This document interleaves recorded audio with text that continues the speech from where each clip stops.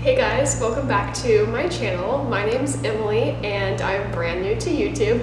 I have a blog account called The Redeemed Body on Instagram where I talk about faith-based lifestyle questions, mental health, relationships, and all that jazz. I'm so glad that you're here. I am figuring out how to do the YouTube thing, so bear with me and give me lots of grace because I don't really know what I'm doing. I'm excited. I'm definitely a little nervous. I'm so used to doing like Instagram stories on my phone and IGTVs and things like that. So getting used to talking to my camera lens, it's a little intimidating and kind of odd. So bear with me and thank you for tuning in.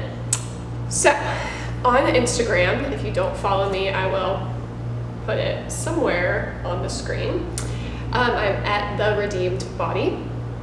And I polled on my Instagram stories what kind of content you guys want to see. So everything from dating, relationships, friendships, breakup, heartbreak, that whole relationship camp, to more, faith testimonies, biblical questions, to mental health, anxiety, depression, eating disorders, all of that thing, and pretty much everything in between.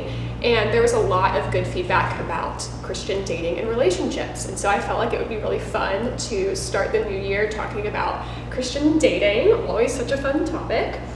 My little disclaimer here is I am not an expert in dating. I'm not a dating coach. I'm not a counselor or anything like that. So take everything I say with a grain of salt. Pray about it before you, take what I am suggesting and enacting it in your own life. This is just from my personal experience, stories, and things that I've gone through and wisdom I've picked up along the way. I'm imperfect. Some of what I say might not be helpful to you. So I invite you to reflect and do what's best for you and talk to God about that.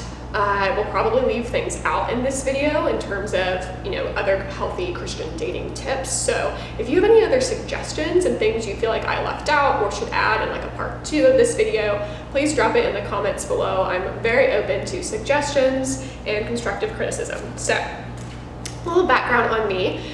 I didn't date until I was 21, so I'm currently 24. Super fun.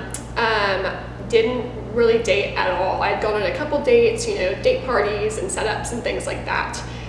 A handful of those before I was 21. And then the summer after I turned 21, entered into a pretty serious relationship, which was super new for me. I, again, had never dated seriously before, had never had my first kiss or any of that. So I was just like, went from 0 to 100 really fast in terms of entering the dating world. And there's a lot I learned along the way, a lot of mistakes that I made, a lot of things I did right, a lot of things I did really wrong. And I wish I could go back and tell my 21-year-old self a lot of what I want to share with you guys today, because I think it would have saved me a lot of heartache. But honestly, God has used so much of it already to turn me into the person I am today, to heal me, to bring new friendships and other relationships into my life, and He's just taught me so much. And this year, I just want to share more of that with you guys because I feel like the more the merrier. Share the wisdom, share the lessons and the mistakes. So here we are. Now with Christian dating.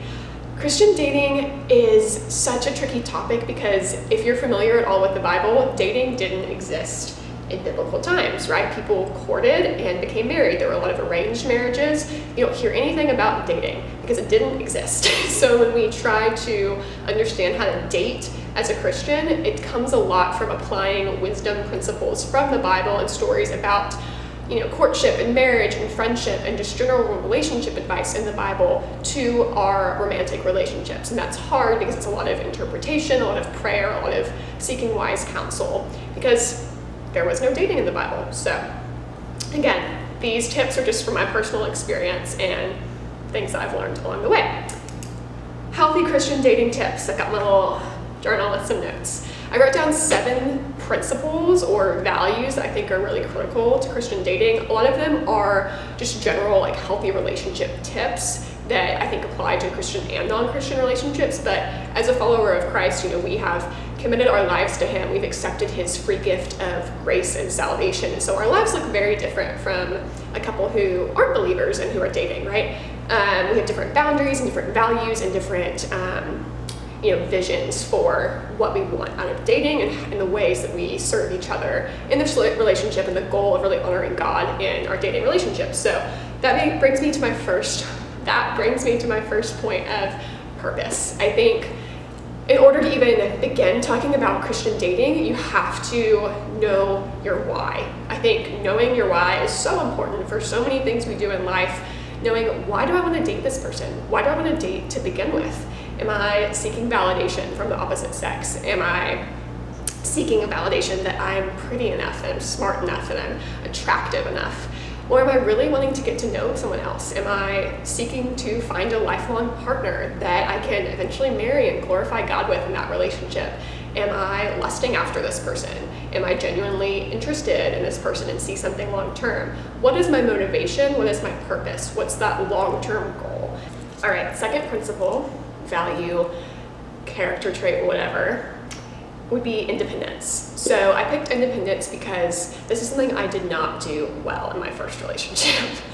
I was very codependent, and so was the guy I was dating. We were pretty codependent on each other. We didn't have a very strong sense of self, of, this is who I am, these are my values, these are my boundaries, this is my time, that's your time. We didn't have great independence. I think that's really important. You need to be whole on your own. You and Jesus doing your thing. You're fully known and loved and validated in Him, separate from a guy. You need to be in a place of wholeness before dating someone else. And that doesn't mean a place of perfection at all. We're never perfect. We're never going to be perfect until we're in heaven, right? Only Jesus was perfect. But we need to be independent and self-sufficient and just kind of doing our own thing. We're living life, we have our friends, our community, our family, our job, school, whatever. And you don't need a guy, right? Like, dating someone else is two whole people, two whole independent people coming together. I think that's super important, or you're going to be trying to use your significant other to fill pieces of yourself that aren't matured and whole yet. The third thing is expectations. So oh, this is so hard. I'm a perfectionist. I'm an Enneagram 1 Wing 2. I have very high expectations for people because I have very high expectations for myself. And I've had to do a lot of self-work on reflecting, is this a reasonable expectation of someone? Is this a standard that needs to be kept for my friendship, with myself, with dating a guy, whatever? Or is this an unhealthy, unrealistic expectation?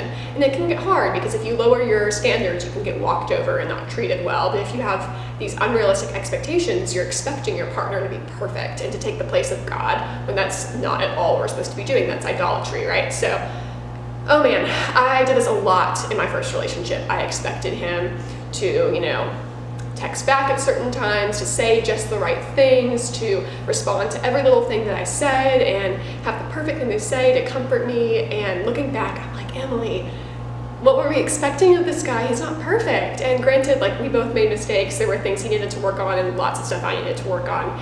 But having these unrealistic expectations for this guy to essentially fill the void that only Christ can fill, that's not reasonable. That's idolatry. So going into a relationship knowing, what am I expecting from this other person? What am I expecting from myself?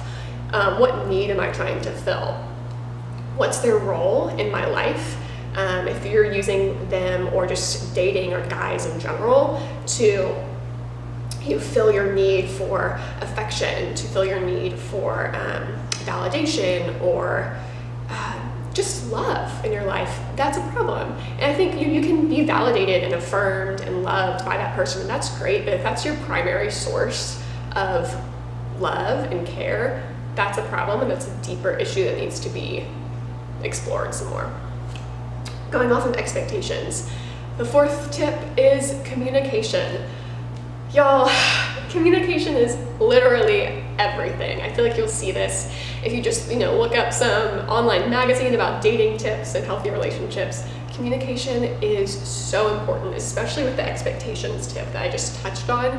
If you don't communicate what you're expecting from that person, the standards that you have, how on earth are they going to know how to treat you, right? Obviously, this is not talking about basic human decency and kindness, but people cannot read your mind. I get so stuck in this. I think that, I expect a guy to, plan dates, right? I think, granted, there needs to be a 50-50. I plan some dates, he plans some dates. But if I really like when a guy plans dates, and I do, I'm a planner, but I feel very pursued when a guy intentionally plans a date for me, especially well into dating. You know, when you've established a relationship, you're comfortable. I really feel pursued when a guy plans out stuff for us to do.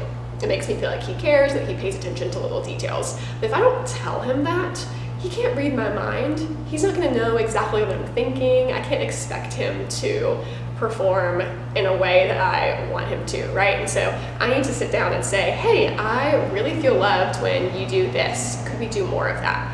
And then ask him, you know, how can I love you better? How can I pursue you better as well?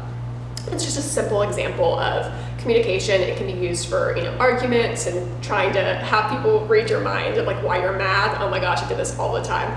You know, I'm upset about something and you feel like they should know why you're upset, right? You're like, well, you said this thing earlier and it just irritated me, it struck a nerve, and I can't believe you don't know why I'm upset. Like, of course you should know why I'm upset, right?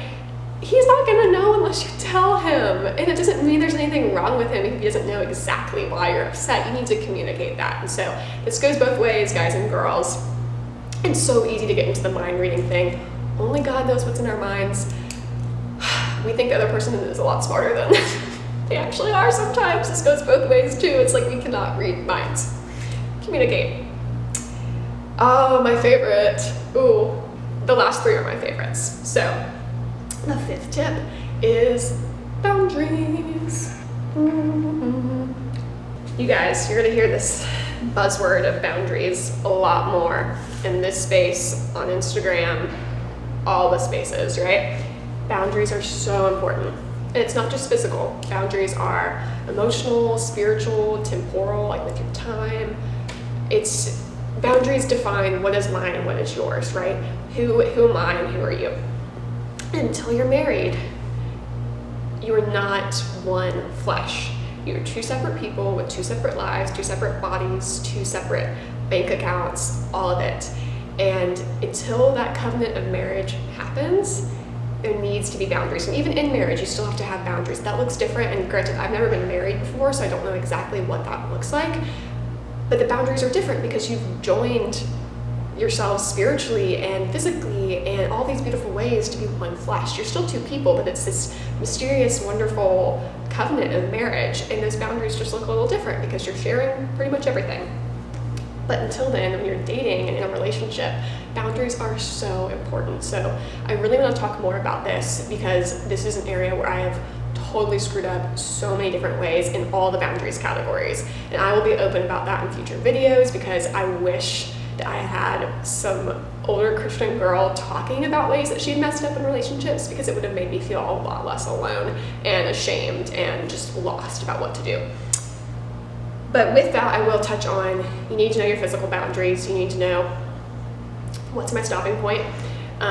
You know, what are my absolute no's and my deal breakers physically. I will do, again, whole separate videos about this because I think it's so important, and we do not talk about this enough at all. We just say don't have sex till you're married. We don't tell people why. We don't tell people consequences. We don't tell them this spiritual reasoning, the scientific reasoning, all of that. We just say don't do this, and it's this big off limits taboo topic where we think sex is bad, and it's actually such a great thing.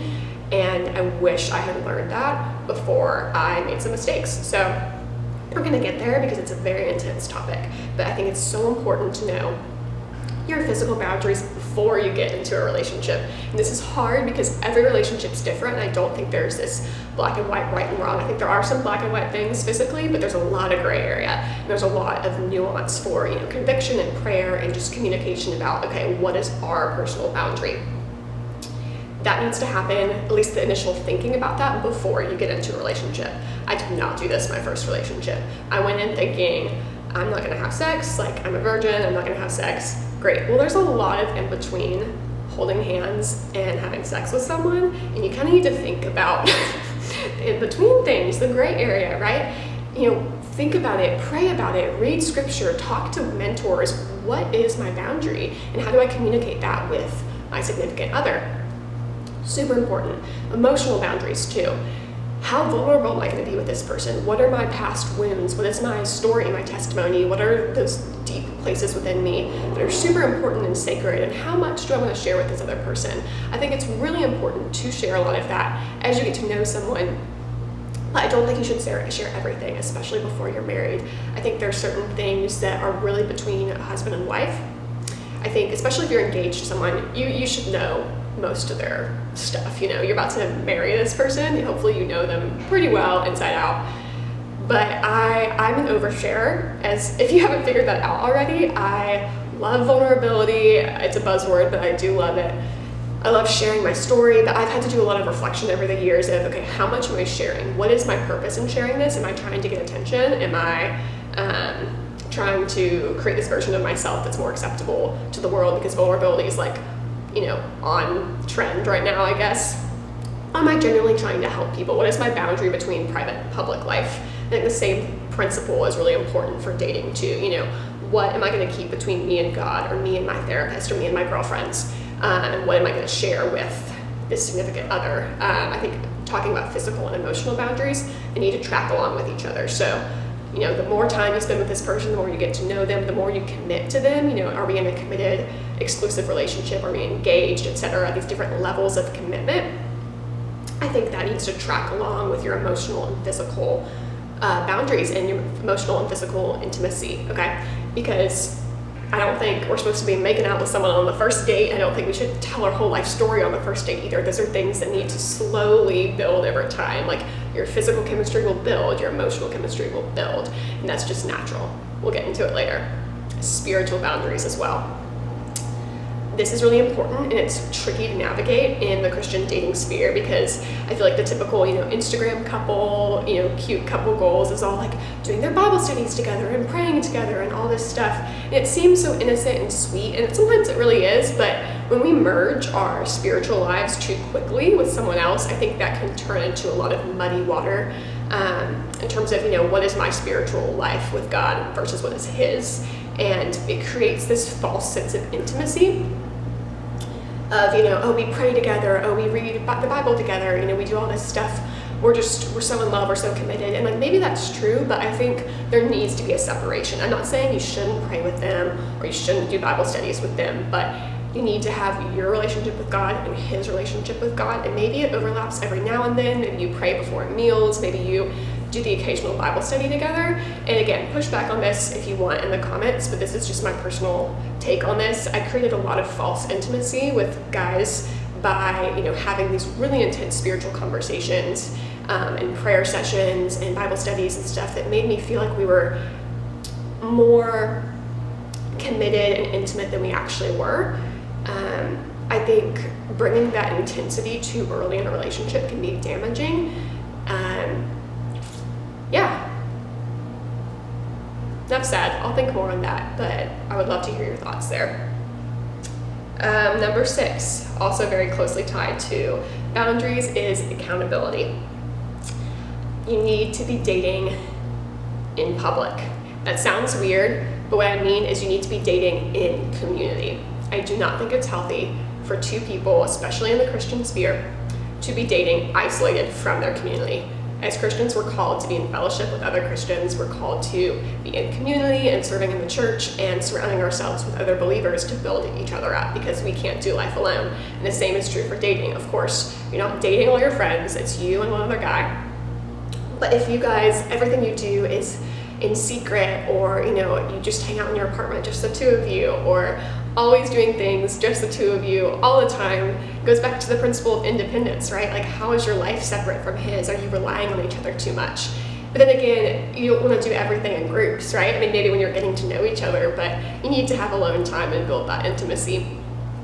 But when we're in isolation and separate from our community, temptation is so much more, like, it's so much easier for temptation to creep in. Personal experience. I feel like most of these, like, stories are coming from my very awful, toxic first relationship. There were a lot of sweet moments, but y'all, I was a wreck in that relationship. It was really bad. I've learned so much. In that first relationship, we were super isolated from everyone else. We spent so much time, just the two of us, and we spent way too much time together, especially early on. It's like we didn't go, you know, a day without seeing each other for a long time.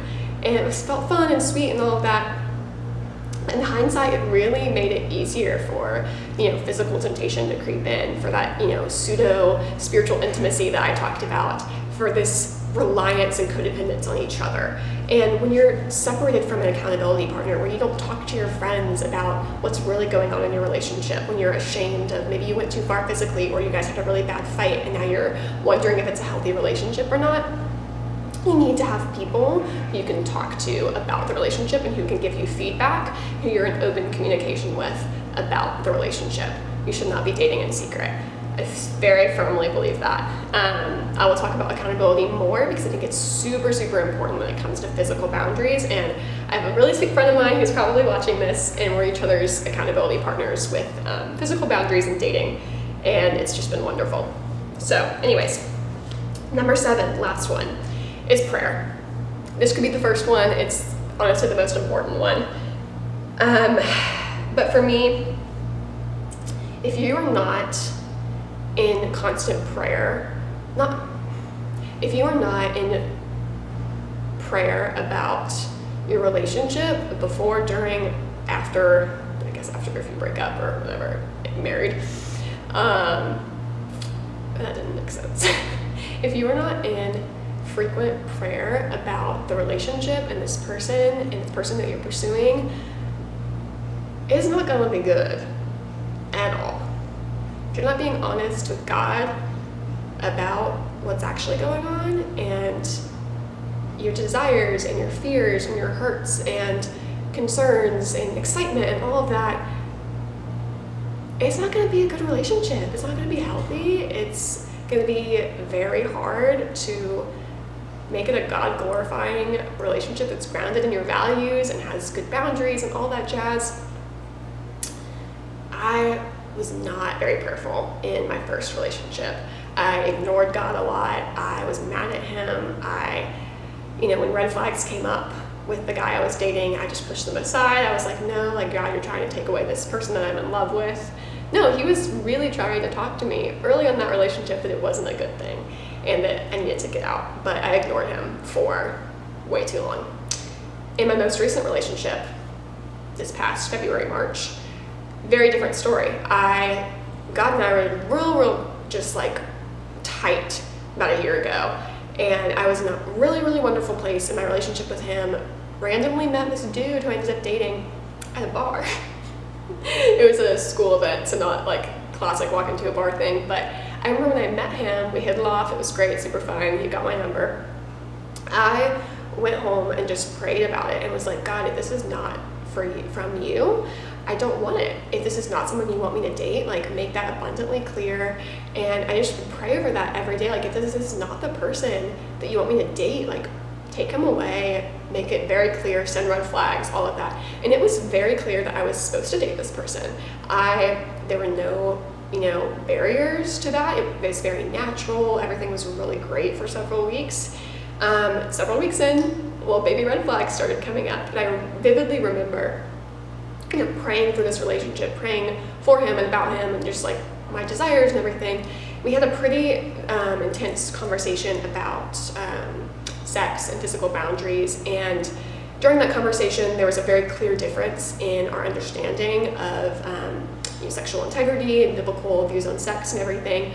And I had this just extreme like alarm that went off in my soul, which sounds pretty intense. That's the best way I can describe it, where I just knew in that moment, I was like, this is not the right person I need to be dating. It was not right. I felt very off in my spirit. You guys are not on the same page about something that's really important. And I'm being vague for a reason because I want to, protect the intimacy of that conversation, but I can talk more about it later because it was pretty telling. But just that, that Holy Spirit conviction of this is not right I really believe that was only possible because God and I were in such constant communication, and I was just very much surrendering that relationship to him. So that's my 2 cents with prayer. So important to be praying about it. God will make things very clear if this is the right person or not. All right, last little thing is I was reading my Bible in the morning earlier today, and I was flipping through and landed on Psalm 51, and it made me think of this video and like what I wanted to talk about today. So I figured I'd read part of it. So Psalm 51 is a prayer for restoration. This is one of David's prayers to God. Be gracious to me, God, according to your faithful love. according to your abundant compassion, blot out my rebellion. Completely wash away my guilt and cleanse me from my sin. For I am conscious of my rebellion, and my sin is always before me. Against you, you alone, I have sinned and done this evil in your sight. So you were right when you passed sentence. You were blameless when you judged. Indeed, I was guilty when I was born. I was sinful when my mother conceived me. Surely you desire integrity in the inner self, and you teach me wisdom deep within. Purify me with hyssop, and I will be clean. Wash me, and I will be whiter than snow. Let me hear joy and gladness. Let the bones you have crushed rejoice. Turn your face away from my sins and blot out all my guilt. God, create a clean heart for me and renew a steadfast spirit within me. Do not banish me from your presence or take your Holy Spirit from me. Restore the joy of your salvation to me and sustain me by giving me a willing spirit. Then I will teach the rebellious your ways, and sinners will return to you. Save me from the guilt of bloodshed, God of my salvation, and my tongue will sing of your righteousness. Lord, open my lips, and my mouth will declare your praise. You do not want a sacrifice, or I would give it. You are not pleased with a burnt offering. Here's my favorite part. The sacrifice pleasing to God is a broken spirit. You will not despise a broken and humbled heart, God. There are a couple other verses, but that's kind of where I wanted to end. But yeah, that was Psalm 51, 1 through 17. Good stuff. Good word. I love the part about God not wanting a sacrifice, but just a broken spirit. So if you're like me and you're trying to figure out dating and reconciling mistakes, know that God just wants you to come as you are. Come with your mistakes, with your hurt, with your pain, with your questions, and that's all he asks for. Okay, hope you have a great day.